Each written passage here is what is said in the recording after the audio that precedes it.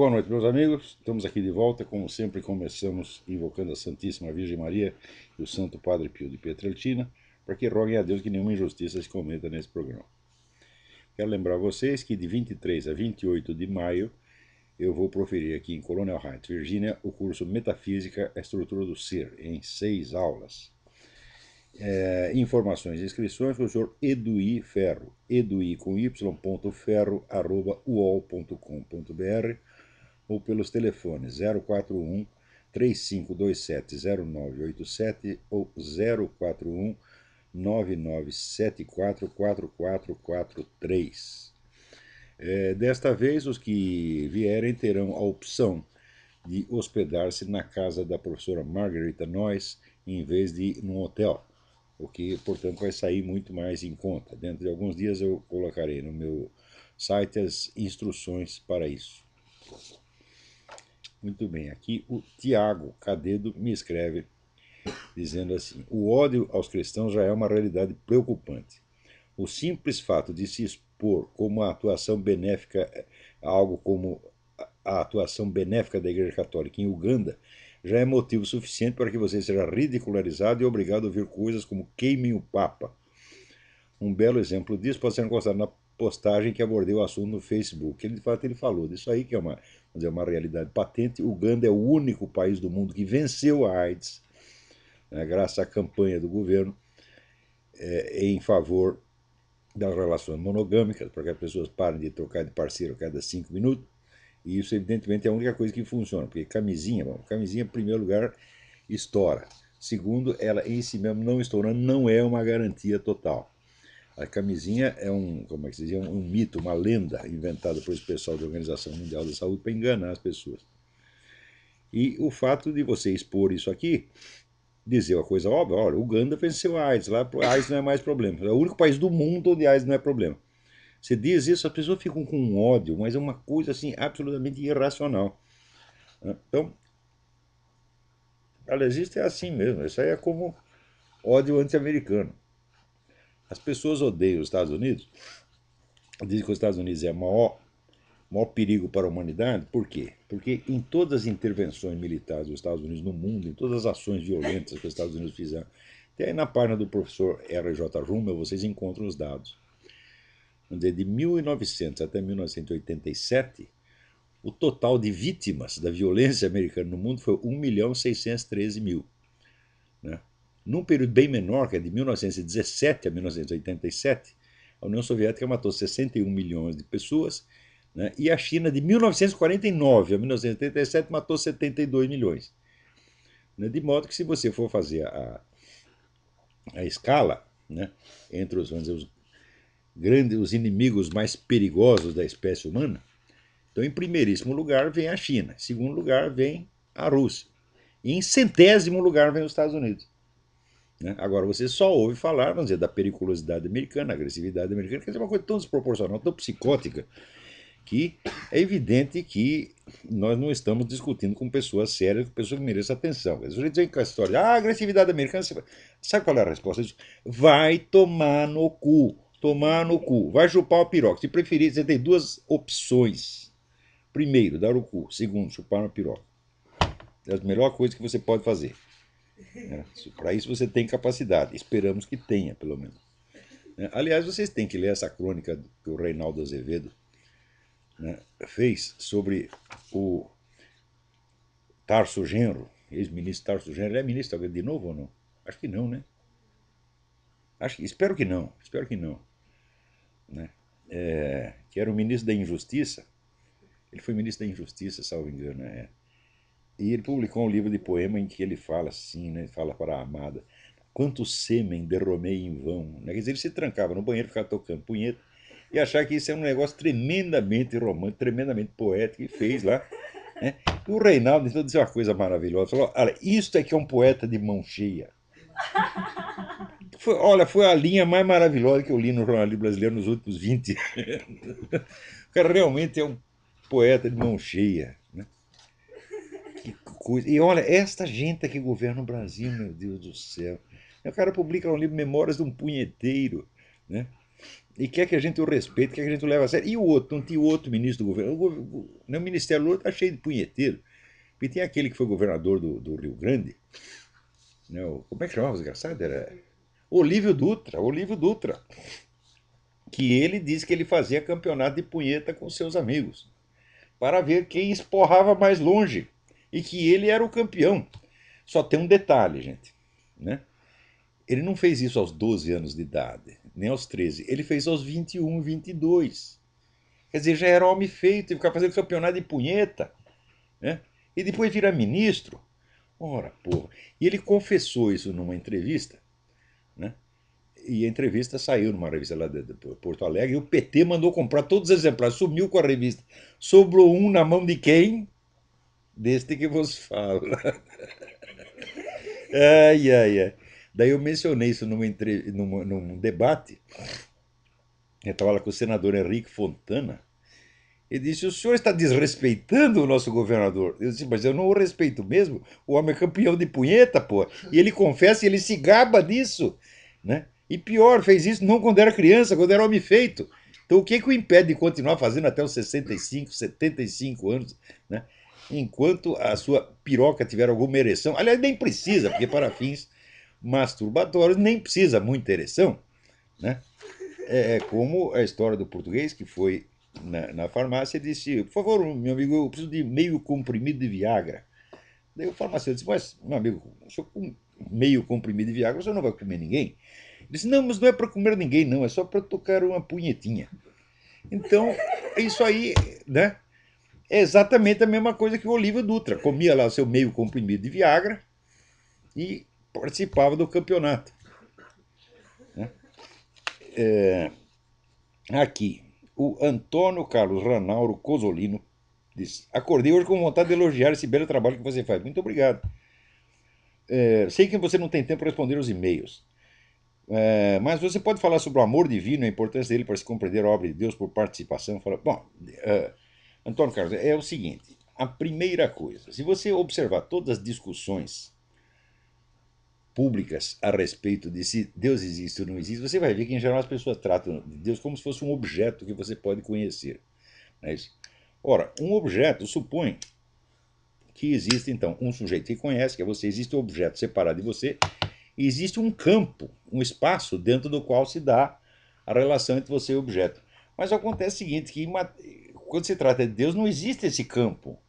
Deus é o próprio campo, é a realidade suprema, portanto, abrange todos os objetos, portanto, ele não pode virar um objeto de maneira alguma. Então, a maneira de conhecer Deus não é como um objeto discutindo, quem fez o mundo, existe uma causa primeira, etc. Tudo isso aí vamos dizer, é assunto para o Olívio Dutra, tá entendendo? É campeonato punheta. Tá certo? O verdadeiro modo de conhecer a Deus é você se abrir para o amor divino e ver o que acontece. Você vai conhecer Deus não como um objeto, mas como uma pessoa que age. E você, na verdade, você não conhece pessoa alguma como objeto. Porque conhecer um objeto é conhecer a essência dele, conhecer as suas possibilidades de manifestação e dominar intelectualmente a possível conduta do objeto. Por exemplo, se é um gato, você sabe que ele vai miar e não vai sair falando alemão, por exemplo, né? Se é uma galinha, você sabe que ela vai botar ovo e não vai dar leite. E assim por diante. Quer dizer, você conhece a conduta do objeto, você pode controlá-la. No caso de uma pessoa, não é assim que você conhece uma pessoa. Você não tem comando total sobre uma pessoa. Você não sabe tudo o que ela vai fazer. Tá certo? Então, existe nela a liberdade. Na medida em que você vai captando as manifestações da liberdade da pessoa, você diz que a conhece. E você, em vez do controle intelectual da situação, você desenvolve com a pessoa uma relação de confiança. Confiança baseada no amor. É exatamente a mesma coisa com Deus.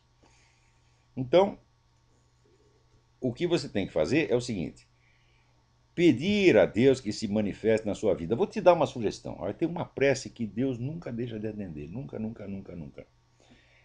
Você reza assim: Deus, mostra que você me ama. Faça isso, insista um pouco. Você vai ver o que acontece. Acontece, gente, porque esse negócio do que você acha, o que você deixa de achar, essa doutrina, aquela doutrina, tudo isso não interessa. O que interessa é a ação de Deus no mundo. As doutrinas são só aquilo que nós, seres humanos, pudemos, com o nosso miserável cérebro, tá certo, elaborar a respeito. E não é assim, não é através de doutrina que você vai conhecer a Deus. Você vai conhecer a Deus pela manifestação dele, assim como Cristo. Cristo o que que fez?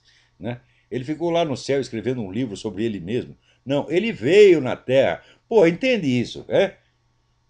Quer dizer, ele veio e agiu pessoalmente, quer dizer, ele mostrou a sua presença. Ele começou a fazer isso naquela época e está fazendo até agora, tá certo? E enquanto teve a presença física, era fácil de ver. Agora não tem a presença física, mas você pode pedir a presença, você pode pedir a manifestação da ação divina. Né? Se você não faz isso, então o cara que não faz isso está se recusando às condições mais elementares que tornariam essa experiência possível. Né? Então, o conhecimento, por assim dizer, experimental de Deus, qualquer pessoa pode ter, desde que cumpra as condições para ter a experiência. Se Deus é abrangente, se ele não é objeto que pode ser colocado fora de você, mas só pode conhecer, você só pode conhecê-lo como aquele imenso campo, tá certo, de amor e bondade, no qual você se inclui, que você está dentro dele. Então o que você tem que fazer? Você tem que pedir que esse amor, essa bondade se manifeste. Né? Então, se ele não manifestar, você fica aí pedindo 50 anos e Deus nada, nada, nada, né? Não faz nada para mostrar que te ama, então daí você pode dizer, olha, eu acho que Deus não existe. Agora, se você nunca tentou, o cara nunca foi lá, não quis saber, não quis ver, não quis aprender e diz Deus não existe, então é um filho da puta, tá entendendo? Não é para ligar porque esses caras dizem, são tudo teorias idiotas. Né? Então, o amor divino é o próprio Deus. Você tenta achar, por exemplo, uma explicação de por que você existe, uma justificativa de por que você existe. Eu já procurei uma justificativa para a minha existência, eu não encontro nenhuma, não tem mais nem meio motivo para eu existir. Somente o amor divino. Né? Mas faça essa experiência que eu te disse, pede para ele insistentemente, Deus, mostra para mim que você me ama. Isso aí, olha, Deus tem coração mole, meu filho. Deus não resiste a uma coisa dessa. Se você pedir, ele vai mostrar. Agora, se você nunca pedir, né? Então isso é como você querer ganhar na loteria sem nunca apostar. Agora aqui, o André Solion me manda uma pergunta muito interessante. Você já ouviu falar do livro Seja Feita a Vossa Vontade, autores Gerald Colby e Charlotte Dennett, sobre Nelson Rockefeller? Eu não só ouvi falar, como eu li esse livro quando estava no Brasil. Os autores afirmam que Nelson Rockefeller se uniu a Cameron Townsend, líder protestante visionário, para combater o comunismo crescendo na América Latina e evangelizar as populações indígenas, e que havia influência da CIA. Olha, esse livro me parece até. Eu acho até que foi pago pelo próprio Rockefeller, para inverter toda a história. Porque é o seguinte: essa turma protestante com que o Nelson Rockefeller lidou e que ele mandou para a América Latina, era tudo pessoal do Conselho Mundial das Igrejas, que é um órgão comunista, porra! Hã? Agora vem a história, não, ele estava aqui combatendo. O comunista é assim, ele faz as coisas e daí inverte e diz que foi o contrário. Olha, o Rockefeller nunca fez mal nenhum aos comunistas, meu Deus do céu. Na comissão Rees, que eu mencionei na semana passada, que já é dos anos 50, já se provava que fundações como Ford e Rockefeller estavam dando ampla ajuda não só aos países comunistas, mas às organizações comunistas dentro dos Estados Unidos. Agora, daí os camaradas publicam esse livro, que nos Estados Unidos não engana ninguém. Esse Colby e Dennett não enganaram ninguém nos Estados Unidos, porque todo mundo sabe qual é a do Rockefeller. Né? E vende esse livro no Brasil, todo mundo acredita. Acha, olha aí, ele estava, né, combatendo o comunismo na América Latina. O Rockefeller jamais combateu o comunismo, coisíssima nenhuma. Esse livro é inversão total. O que ele estava é botando esses pseudo-pastores protestantes para fundamentar depois aquela campanha de que a Amazônia pertence ao mundo e não ao Brasil. Ele estava trabalhando para o governo mundial. Né? E o governo mundial não tem absolutamente nada contra os comunistas. Ao contrário, dá dinheiro para eles. E por que dá dinheiro? É muito simples. Esse pessoal todo sabe que um regime comunista jamais existirá. Nunca. Vai ter regime com rótulo de comunista. Mas, quando você tiver um país todinho submetido a um regime nominalmente comunista, ainda haverá dentro dele, né, pelo menos 50% de iniciativa privada clandestina, né, e os banqueiros internacionais vão ganhar muito dinheiro, não só através dessa gente, mas também emprestando dinheiro para governos falidos, governos socialistas falidos, tá certo? E criando dívida, né? Criando artificialmente dívida. Então, esse pessoal dos grandes bancos internacionais adora comunismo, meu Deus do céu. Né? O comunismo para eles não faz mal algum. Comunista, meu filho, é que nem praga de urubu, cai no próprio cu. Onde você faz um regime comunista, quais são os primeiros que morrem? Os comunistas mesmo. E foi assim na Rússia, foi assim na China, foi assim em Cuba, foi assim na Hungria, foi assim na Alemanha Oriental, foi assim em tudo quanto é lugar. Né? Vietnã, Camboja, tudo. Então, comunista é aquele sujeito que tem a piroca retroativa, que retroage e vai para o própria bunda dele, tá entendendo? Sempre foi assim. Né? Na verdade, quando vamos dizer, a gente combate a ideia comunista, mas digo, mas olha, a vida dos comunistas depende dos anticomunistas, meu Deus do céu, porque quando o comunista vence, no instante seguinte ele está morto. Agora, se a gente impede o cara de vencer e manda ele para casa, ele tem alguma chance de sobreviver. Sempre foi assim. Agora, procura este negócio da comissão REESE, REESE, e lá você vai ver não a opinião de dois repórteres, mas o que foi a conclusão oficial da comissão de inquérito da Câmara dos Representantes dos Estados Unidos a respeito da ação dessas grandes fundações. Você veja, por exemplo, você entra na USP, você vai lá o seu vestibular para a USP, daí no dia que você passa, no dia que você vai fazer a inscrição, já está o cara da Fundação Rockefeller, já está o cara da Fundação Ford te oferecendo dinheiro se você fizer trabalhos universitários que fortaleçam os programas deles.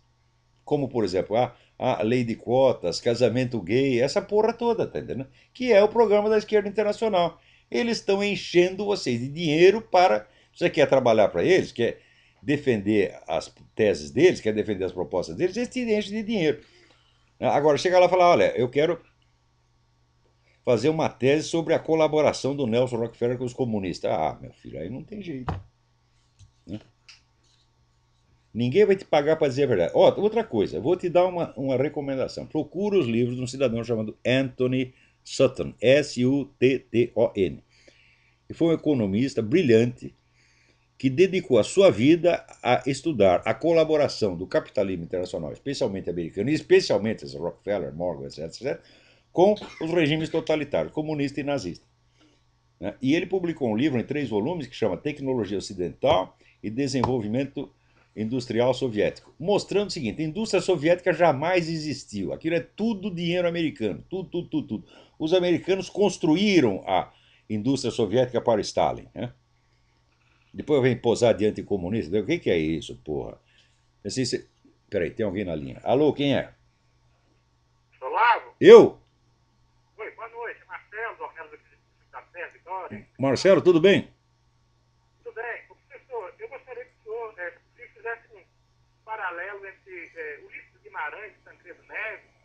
O nosso senhor critica o Ulisses, né? Então eu gostaria que o senhor fizesse um paralelo entre os dois, se possível. E também eu gostaria de entender por que o Carlos Lacerda fez oposição a Jânio Quadros, sendo Jânio Quadros um conservador clássico.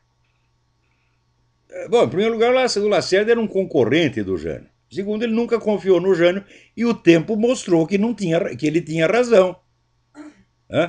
O Jânio era um cara egocêntrico, maluco, só pensava em poder pessoal. Quando viu que o poder dele tinha limite, decidiu encenar esta renúncia para dar um golpe e voltar com plenos poderes. Então, até a verdadeira vocação do cara é ditador. O Carlos Lacerda sempre percebeu isso e sempre combateu o cara com toda a razão. Quanto ao Tancredo Neves e Ulisses Guimarães, olha, sinceramente, eu jamais confiei em nenhum nem outro, porque todo esse pessoal que veio da curriola getulista, e o Getúlio fundou 2 partidos. Ele fundou um partido dos pobres, que era o PTB, e o partido dos ricos, que era o PSD. Tá certo? De modo que todo mundo ficasse a favor dele. Né? É mais ou menos como hoje, você tem 2 partidos, 2 do mesmo lado. Tá certo? E o Getúlio inventou essa moda que corrompeu, parece que de uma vez para sempre, a política brasileira. Né? Quando caiu Getúlio, então apareceu, vamos dizer, a UDN, que era um partido conservador de direita, ao qual pertencia o Carlos Lacerda, ao qual pertenceu também o Jânio Quadros. Tá certo? E durante um breve período houve, então, um partido conservador no Brasil, que parecia ser uma alternativa a isso. E que, note bem, a tônica da UDN era essencialmente o combate à corrupção. Porque sempre que essa cambada getulista esteve no poder, meteram a mão em dinheiro público e foi uma delícia. E depois, mais tarde, o pessoal comunista descobriu que combater a corrupção podia não só render dividendos, como podia esconder a própria corrupção deles.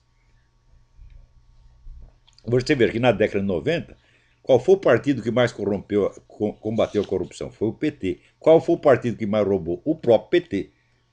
Nunca na vida brasileira houve um fenômeno de roubalheira como o mensalão. É roubalheira oficializada. E também, olha, na história do mundo, se você perguntar assim, houve algum governo no mundo que comprou o parlamento inteiro? Nunca. Só no Brasil. E isto feito pelos caras que mais combatiam a corrupção. Você vê aqueles discursos que o Zé Dirceu, o Genuíno, Mercadante faziam nas CPIs, né? Que eles diziam assim, não, a empresa tal criou um Estado dentro do Estado. Claro, quem está criando o Estado dentro do Estado era o PT mesmo. O que é o mensalão se ele é um Estado dentro do Estado? Então eles usavam, vamos dizer, a mesma retórica que se aplicaria a eles, vamos dizer, literalmente e milimetricamente, eles usavam como figura de linguagem para, vamos dizer, acusar o próximo. Exatamente como Rússia e China fazem com os Estados Unidos. Né? A Rússia vai lá, mata 61 milhões de pessoas e diz que o maior flagelo da humanidade é os Estados Unidos. Oh, mas que filha da puta, meu Deus do céu.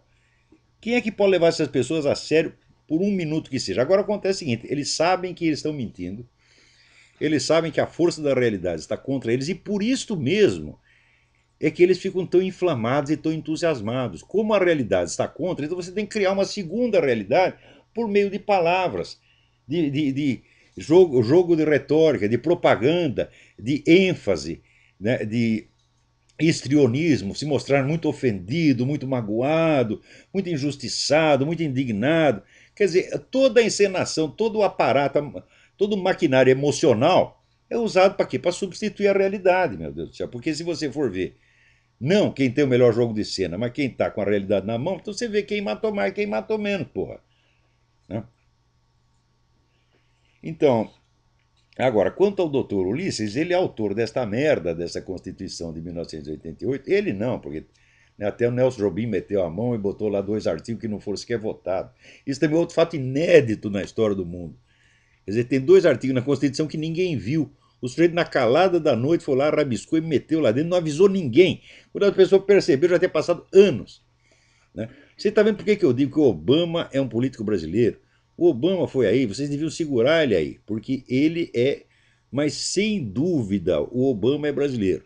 O pessoal diz que ele nasceu no Havaí, nasceu no Quênia. Falam, não, meu filho, ele nasceu no Rio de Janeiro, na Bahia, no Mato Grosso, em algum lugar aí. Não é possível o cara ter tanto talento para vigarice. Nunca houve um americano assim. Olha aqui, gente. Os caras outro dia fizeram uma auditoria do estímulos, né? O Obama distribui. O estímulo significa o seguinte: você vai distribuir dinheiro para empresa falida e banco falido. Quer dizer, você vai premiar a má administração. Você tira dinheiro de quem está trabalhando, tira dinheiro do contribuinte para alimentar vagabundo mesmo. Quer dizer, as empresas provaram que não tem competência nem idoneidade para funcionar. O Obama vai lá e salva as desgraçadas com o dinheiro dos outros. Bom, então distribuiu o dinheiro a rodo. Quando foram ver, falaram, bom, vamos ver quem recebeu a grana. Gente, estava faltando US$ 1 trilhão. Não é 1 bilhão, é 1 trilhão. Que ninguém sabe para quem foi dado o dinheiro. Né? Daí, o cara na comissão lá parlamentar espreme lá a mulher que é, teoricamente, a investigadora que deveria, né, a auditora que está lá fiscalizando o negócio. E ela disse, eu não sei. Ninguém me falou disso. Quer dizer, aprenderam com o Lula, eu não sabia de nada, eu não sabia de nada. Ninguém sabe de porra nenhuma. US$ 1 trilhão sumiu. Puta vida. Olha, isso só pode acontecer aqui durante o governo Obama. O Obama é como o Lula. O Lula disse, eu inaugurei um novo estilo de fazer política. Sim, você inaugurou um mensalão, porra. E aqui o Obama também inaugurou um novo estilo de fazer política. Chama-se meter a mão. Olha aqui.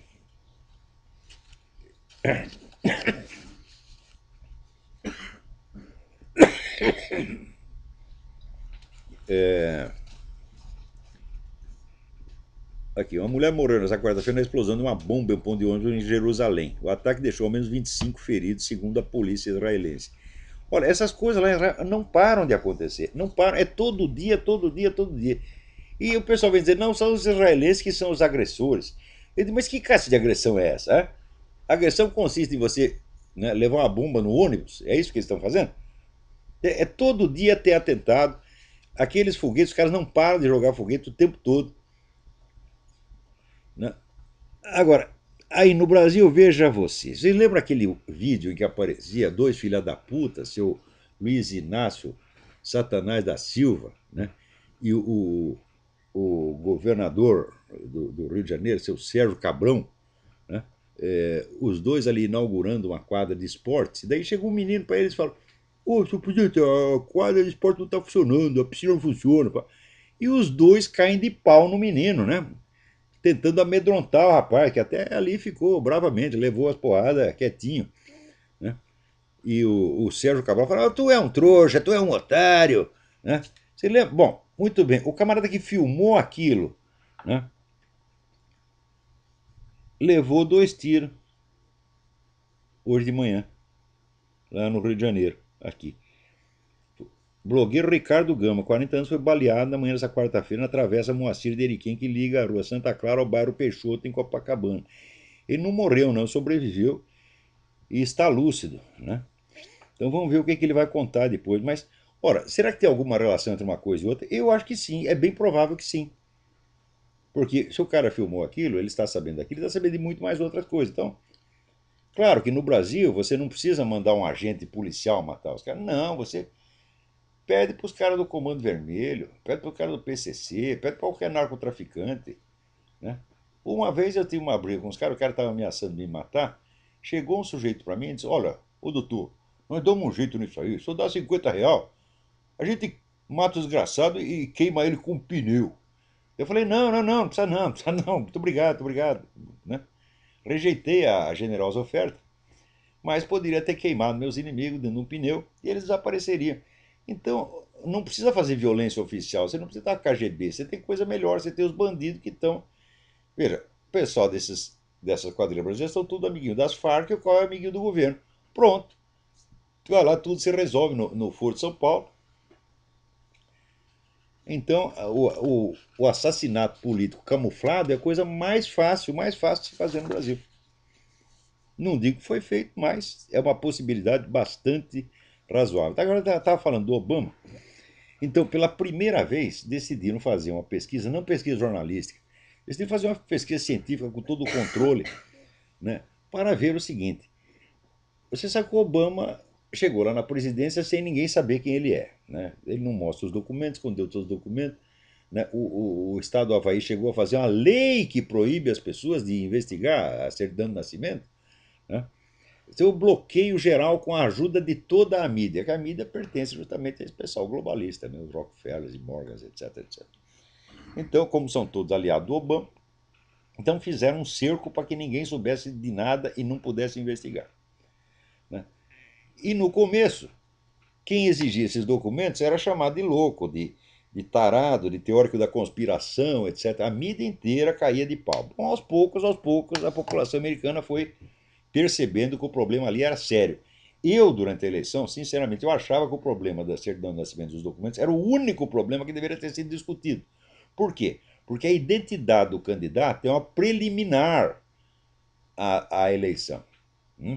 Então, é como num processo. Antes de você discutir o conteúdo do processo, a matéria do processo, tem que discutir as preliminares.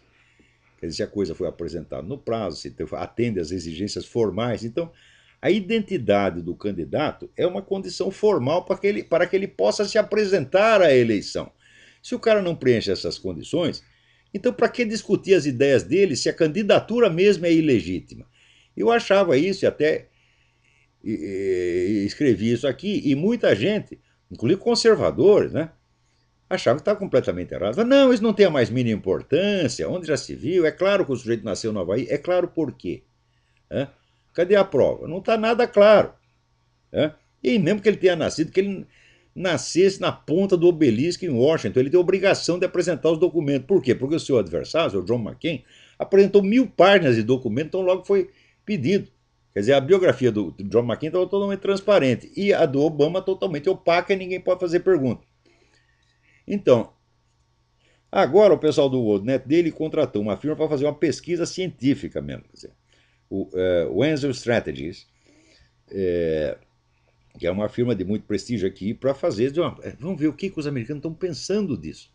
Vamos ver se eles confiam na identidade do Obama. Sabe o que eles descobriram? Somente 9% dos americanos acredita que o Obama apresentou condições que provavam a legitimidade da sua candidatura.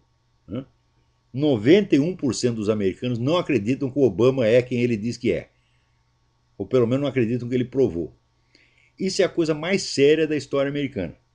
Porque você colocar lá um sujeito desconhecido, que ainda tem uma história toda suspeita, é um sujeito que fez a carreira dele com o dinheiro dos árabes. Os árabes financiaram toda a carreira universitária dele, sem dizer por quê. E você acha que fizeram isso só por caridade? Meu Deus do céu. Quem é que vai ajudar político por caridade? Você pode ajudar o pobrezinho que está lá na rua, mas o garoto que ainda tem ambição política, você não vai ajudar ele a subir na vida por nada, né? Então, não quiseram levar a sério este problema da certidão de nascimento. E, aliás, se concentravam, levavam a discussão para isso. Obama nasceu no Havaí ou não nasceu no Havaí? Mas claro que o problema não é esse. O problema é que ele tem que apresentar os documentos, não importa onde ele nasceu. Né? Ele não pode ser um presidente secreto, porra. Né? E olha, agora a coisa, vamos dizer, a desconfiança, o ambiente de desconfiança nisso cresceu a tal ponto que 91% dos americanos não acreditam que ele provou a sua legitimidade de candidato. Então, isto é bom que eles tenham percebido isso, mas teria sido melhor que quem percebesse isso fosse o John McCain na eleição. Né? Quer dizer, quando teve eleição aqui, depois eu publiquei até um negócio chamado Ask John McCain. Né? Pergunta para o John McCain por que ele não perguntou isso, isso e isso. Se ele está vendo que ele apresentou. Você vai lá, você apresenta lealmente os seus documentos e o outro não apresenta nada, como é que você não protesta? Como é que você aceita o jogo de carta marcada? É mesmo assim, você sobe vai estar numa luta de boxe, você vê o outro subir e botar uma ferradura dentro da luva, e você não reclama. Né? E depois você perde a eleição, perde a briga e ainda diz que foi, né, o outro venceu lealmente. Ora, então você está colaborando, né, com um adversário desleal. Por que o John McCain fez isso? Por covardia? Por burrice? Porque levou algum dinheiro? Não sei. Não sei e quer saber? Jamais saberemos. A não ser que o John McCain, quando estiver com 153 anos, escreva um livro de memórias e decida contar a verdade. Peraí, tem alguém aí na linha. Alô, quem é? Alô? Alô, quem é? Gustavo? Gustavo, tudo bem? Tudo bom, e você? Tudo certinho, diga.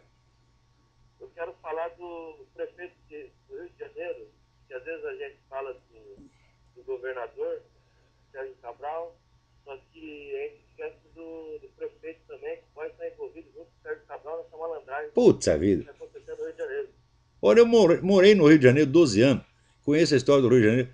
Olha, desde o Carlos Lacerda, os carioca nunca votaram certo. Nunca, nunca, nunca. Só vota em picareta, só vota em ladrão, só vota em comunista. É uma merda, viu? É um povo tão inteligente, tão simpático, mas chega na hora da política só faz besteira. Diga aí, quem é o cara? Não, o cara é o prefeito, é o prefeito atual do Eduardo Paes. Eduardo Paes. E às vezes eu acho que é aliado do Sérgio Cabral e que fez essa palhaçada com o blogueiro que estava comentando agora. Levou 2 tiros no rosto e uma vitória. Então, é bem possível que tenha político metido nisso. Não digo que seja Eduardo Paes, mas olha, havia muito interesse em eliminar esse rapaz, que estava fazendo um belo trabalho, rapaz corajoso, merece todo o nosso respeito. Agora, não tem como a gente querer falar do Rio de Janeiro se o governador pode estar metido nisso. Imagina um deputado estadual ou federal. Como que a gente vai ter uma solução para o estado do Rio de Janeiro? Eu acho que não tem mais, né? Não é que não tem solução para o Rio de Janeiro, não tem solução para o Brasil. O Brasil escolheu o seu caminho, né? E o caminho é para baixo, né?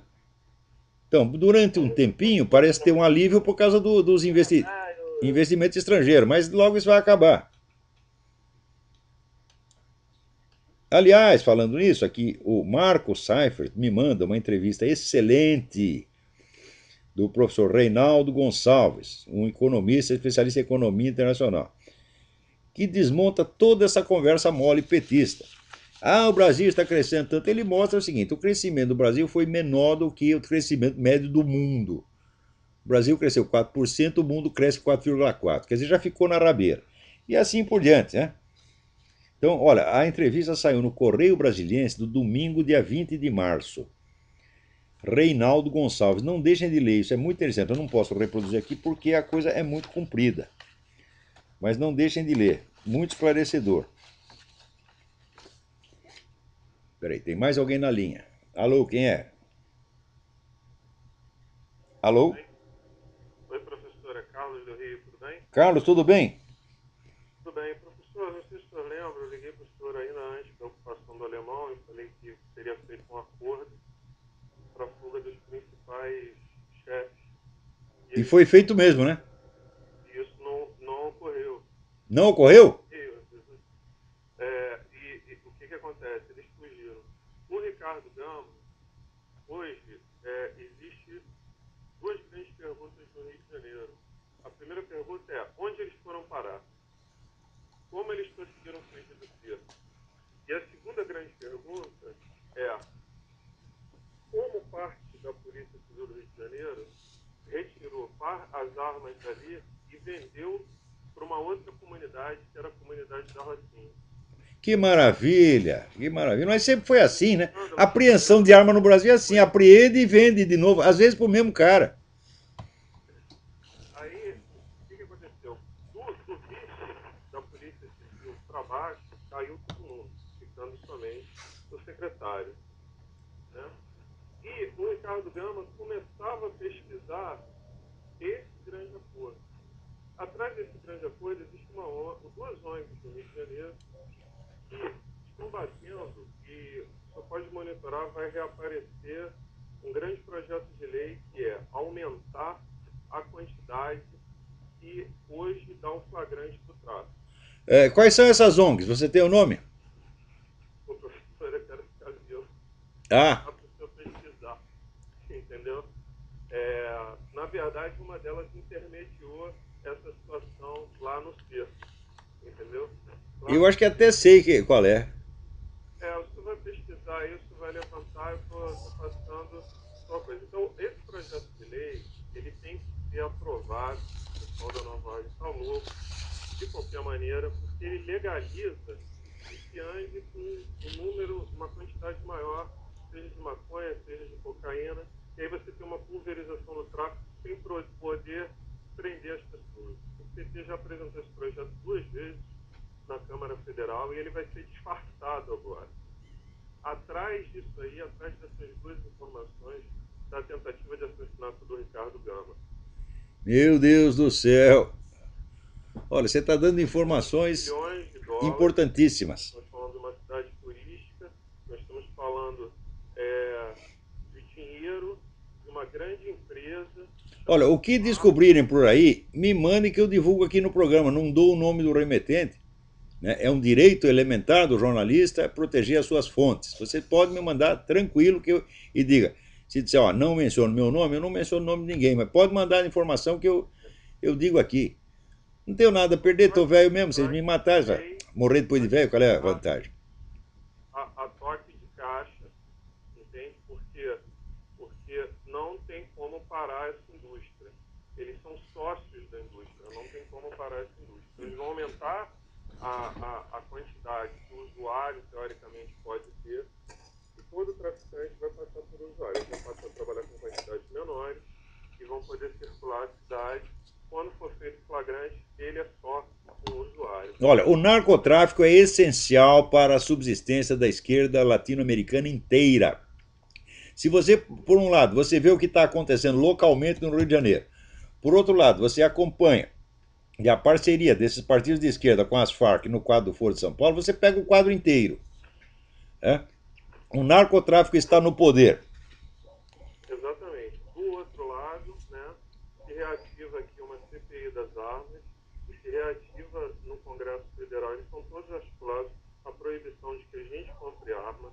Mas lá... Claro, só pode ter arma os traficantes e a turma do PT, porra. Esse é exatamente o esquema que o Hitler fez na Alemanha. Né? Você tira as armas, primeiro você tira as armas do judeu. Né? Depois você tira do cidadão comum. Então, para obter arma é só mostrando uma carteirinha do partido. É o que eles vão fazer no Brasil, já estão fazendo. Exatamente. Então, eu vou até mandar, mas monitora, porque essa lei vai reaparecer disfarçada ou não. Eu vou ficar atento, mas você está aí, eu estou aqui, eu estou longe. Então, me mande por e-mail. Tá? Me mande para né, olavo@olavodecarvalho.org.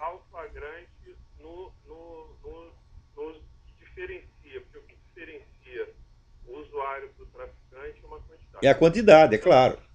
Quando ele é preso, vai para o instituto, o que foi preso, é feito um relatório técnico e aquilo faz a diferença. O golpe está aí a ponta, está revelado. Esse foi o problema do alemão aplicado no teatro.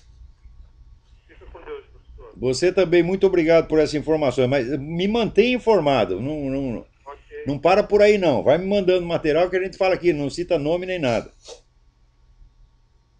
Então, olha só que cada coisa impressionante. Putz, a vida. Quer dizer, olha, o pessoal fala o buraco é mais embaixo. Falou, olha, não tem embaixo, não tem né, o fundo, não tem fundo essa porra. Pode cair indefinidamente. E todo mundo, quanto mais cai, né, mais tenta dar a impressão de que está tudo normal e não está acontecendo nada. Por quê? Porque se você for dizer o que está acontecendo, você chora. Né? Então é melhor não falar dessas coisas, né? Vamos conversar de futebol, de mulher, do carnaval. É exatamente o que está fazendo. E é essa turma toda das Forças Armadas, que diz que são os grandes garantidores da segurança nacional, estão tudo só pensando em aposentadoria. Tirando aquela meia dúzia de pessoas honradas, entre os quais a turma do Jornal em Confidência, Coronel Migues e outros, que eu tenho muita honra de que sejam meus amigos, o resto é tudo um bando de boiola, viu? Alô, tem mais alguém aí na linha? Quem é? Alô? Sumiu. Tem mais outro, vamos lá.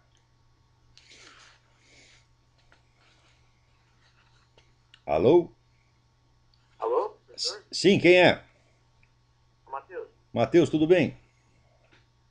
Bem, professor, eu gostaria de perguntar sobre esse tal da UNILA, Universidade da Integração da América Latina. Numa reportagem que falava que ela vai ser montada uma semana no Paraná e ela vai ter metade das vagas para estudantes colombianos, chilenos. É o programa do Foro de São Paulo, meu Deus do céu. Os caras estão tomando tudo e gastando dinheiro do governo para fazer essas merda. E todo mundo está deixando. Quer dizer que a tolerância do pessoal para com essa esquerda brasileira, latino-americana, é uma coisa absurda, absurda. Quer dizer, coisa de masoca mesmo. Eu chego à conclusão que as pessoas querem morrer. Elas estão querendo morrer e pedindo para essa turma cubanos, o pessoal das Farc, tudo para matar eles. Agora, esse masoquismo não é monopólio de brasileiro. Você veja que o Obama foi no Chile e pediu desculpas pelo que nós fizemos com Allende. Os americanos não fizeram merda nenhuma com Allende, porra. Quer dizer, num negócio onde você tem a mobilização das forças... Veja, quem estava contra o Allende? O parlamento inteiro, a Suprema Corte, mandaram o exército desalojar o cara lá. Para que precisa o americano no meio? Não precisa de nada, quer dizer, é como no Brasil. No Brasil disseram, não, tem aquela famosa tese, os americanos é que deram o golpe, prepararam o golpe, etc. Daí apresentaram a prova. A prova era uma conversa entre o embaixador Lincoln Gordon e o presidente Johnson, e o Lincoln Gordon lhe dizia para o Johnson, presidente, os caras botaram as tropas na rua, o que nós fazemos?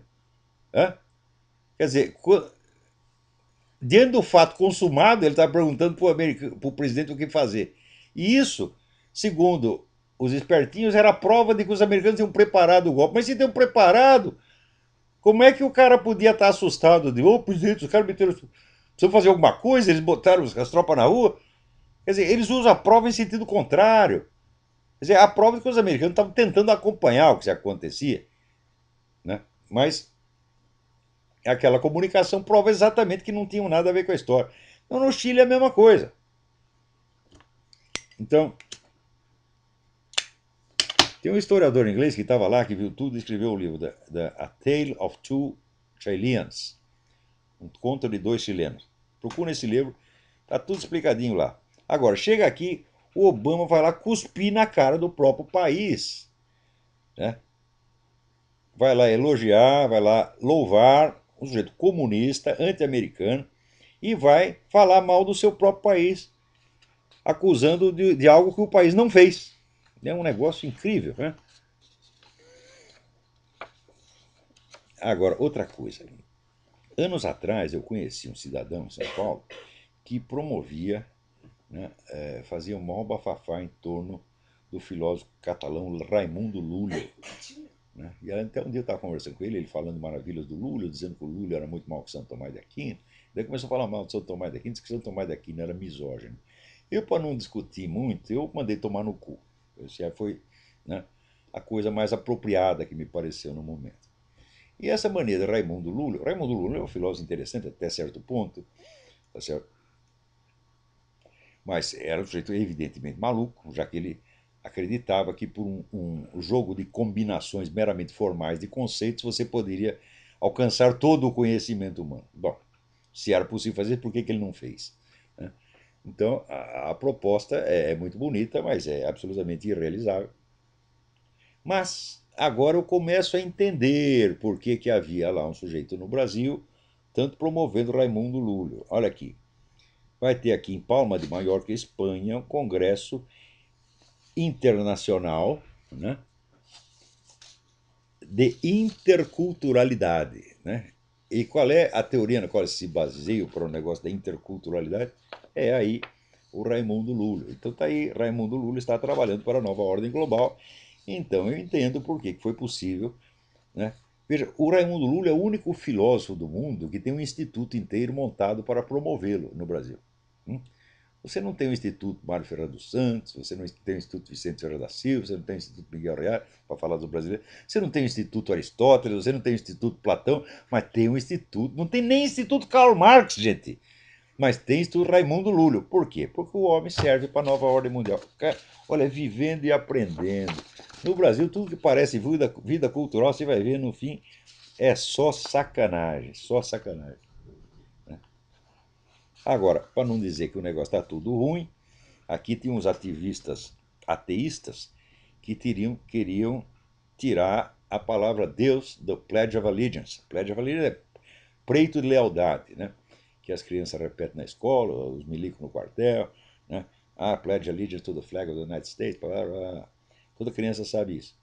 Então está lá no meio, tá, a nation under God, né? E ele queria tirar o under God, né? Provavelmente queria botar underdog, né?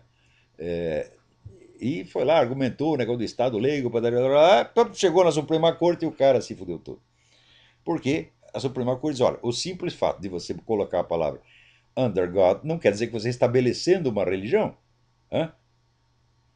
Especialmente se você não está estabelecendo uma religião em particular. Então a queixa não funciona. Então o cara se ferrou e ele botou um aviso na internet de que ele não vai recorrer por razões que é melhor não divulgar. Vai saber que razões são essas. Então essa briga aí pelo menos terminou. O Pledge of Allegiance vai continuar do jeito que está. Agora aqui, Fernando Henrique Cardoso diz, os Estados Unidos não tem mais como impor nada para o mundo. Olha, eu acho que você tem razão, Fernando Henrique, porque com este bosta na presidência, o que vai dar para fazer? Você vê, o cara está lá intervindo, né, na Líbia, no Egito e tal, para derrubar governos que são inofensivos e botar governos hostis. O Mubarak era um aliado dos Estados Unidos. O outro lá, o Gaddafi, era um inimigo, mas era um inimigo inócuo, porque desde que o Ronald Reagan mandou jogar aquelas bombas lá, o Gaddafi ficou quietinho, rapaz, parecia um poste, não falava nada. Então o Gaddafi está desativado, não oferecia nenhum perigo para os Estados Unidos. Agora vamos botar a fraternidade islâmica no poder nesses dois países, e mais não sei quantos, né, que que é, vamos dizer, a organização que coordena todo o anti-americanismo da região. Isso é o que o Obama está fazendo. Está fazendo isso através de uma intervenção militar. Então veja você, o pessoal da esquerda fica puto da vida porque é uma intervenção militar. O pessoal da direita fica puto da vida porque essa intervenção militar vai ter resultados, obviamente, anti-americanos. Quer dizer, o que esse cara quer? Hã? Ele, evidentemente, está trabalhando para os inimigos e ainda, né, está fazendo isso de uma maneira tal que nem mesmo os amigos podem apoiá-lo. Então, não é de espantar que só 9% confiam no cara, né? Agora, aqui, olha o negócio do Reinaldo Azevedo aqui. Que maravilha isso aqui. Poeta de mão cheia. A volta de Tarso Genro, poeta de mão cheia. E também diz que, olha, Gabriel Chalita também escreveu poemas. Olha aqui. A vovó Cacilda parecia uma patinha. E a vovó Julica, elétrica e risonha, conversava com lagartos. Mas o que é isso? Batatinha quando nasce, porra? Né? Como é que essas pessoas conseguem mostrar cara em público e até posar de intelectuais? Você vê, uma coisa não tem fundo mesmo, pode cair indefinidamente. Né? E olha aqui, o padre Luiz Carlos Lode da Cruz, lá do Provida de Anápolis, botou um texto muito bom no site dele, chamado Disque Perseguição Religiosa. Né? Quer dizer, o Brasil não tem uma lei que tipifique como crime a oposição ao homossexualismo. Né? O PLC 122, que pretende foi desarquivado, mas não foi aprovado ainda. Mas antes mesmo de ser aprovado, né, já está em vigência, porque a Dilma criou um serviço de descargas para você denunciar perseguições anti-homossexuais. Escuta, meu, que perseguição anti-homossexuais existe no Brasil? O Brasil é um país em que as vovozinhas assistem show de traveco às 3 horas da tarde junto com seus netinhos, porra. Não acontece nada para essa gente. Até as estatísticas que dizem, olha, morreram 120, né? Homossexuais. Digo, 120 num país que morreram ao mesmo tempo 50 mil outros. O que é isso? Que palhaçada é essa? Agora, a perseguição religiosa existe sim. No Brasil está ficando cada vez mais séria. Quer dizer, a hostilidade, o ódio está ficando cada vez mais evidente. Então o padre aqui, numa coisa irônica, né, botou aqui o disque perseguição religiosa. Né?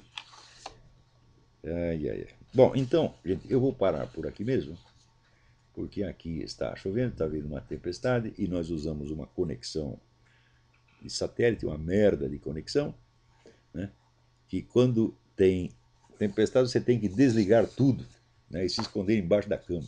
Que é exatamente o que nós todos vamos fazer. Até a semana que vem, muito obrigado.